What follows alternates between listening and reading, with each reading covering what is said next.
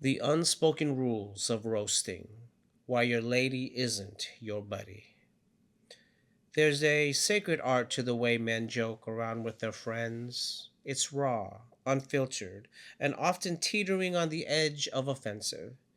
But it's all love. You can clown your buddy for his receding hairline, roast his fashion choices, or accuse his lazy eye of plotting on your dessert. It's a language of camaraderie built on mutual understanding and thick skin. But try that same energy with your lady.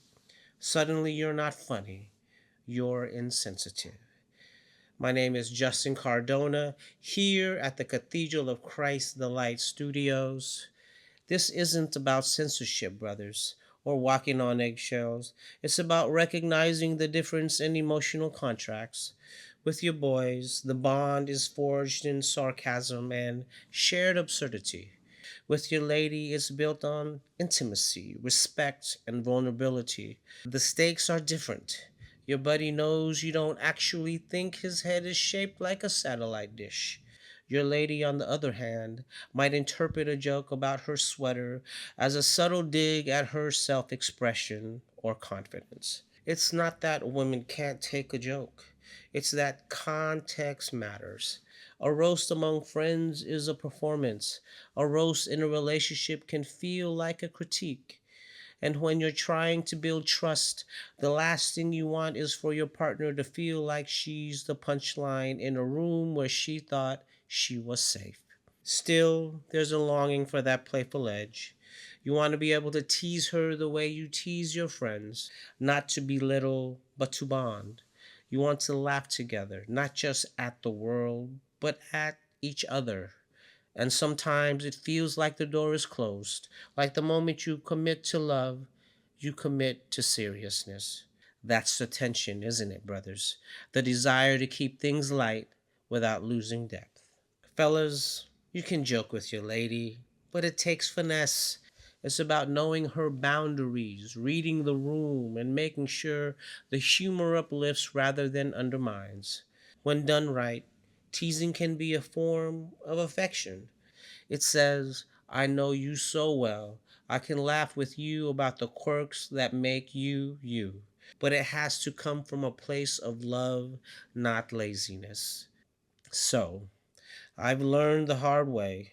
Your lady is not your homie from high school. You can't just roll up with a yo big head joke and expect her to laugh while she's wearing heels with emotional expectation.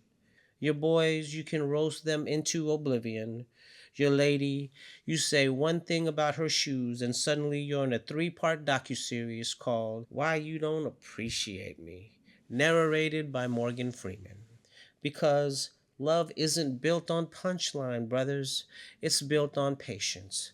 It's built on knowing that sometimes you gotta swallow the joke to protect the person. You gotta know when to be funny, when to be present, when to tease and when to listen, when to guard your cheesecake and when to hand her the fork. Because if you're lucky, you'll find someone who sees your flaws, your jokes, your insecurities, and still chooses you. So, yes, I miss roasting her like I roast my boys, but I'd rather have a woman who loves me deeply than a punchline that costs me everything. I'm Father Erick Villa here at the Cathedral of Christ the Light, and I have the joy of inviting our men to join us for our Lenten retreat here at the Cathedral that is scheduled this Saturday, the 14th of this year, providentially the Jubilee year of St. Francis. And this retreat is an invitation for us to be that, to take time to pray, to displace or uproot ourselves from the daily challenges or rigors of life and be amongst men to pray. And I imagine too, Jesus learned how to pray because of the influence of his foster father, Joseph. And so I invite all our men here in the Cathedral Cluster and around the diocese to consider this as an opportunity to pray with each other to pray with Jesus and hence dive deeper into our journey together this season of Lent. Thank you for listening, and I hope to see familiar and new faces this Saturday for our men's one-day retreat starting at 8:30 a.m. to 3 p.m. And fellas, go home, kiss your lady's forehead, compliment her hair, and for the love of God, don't mention her lazy eye.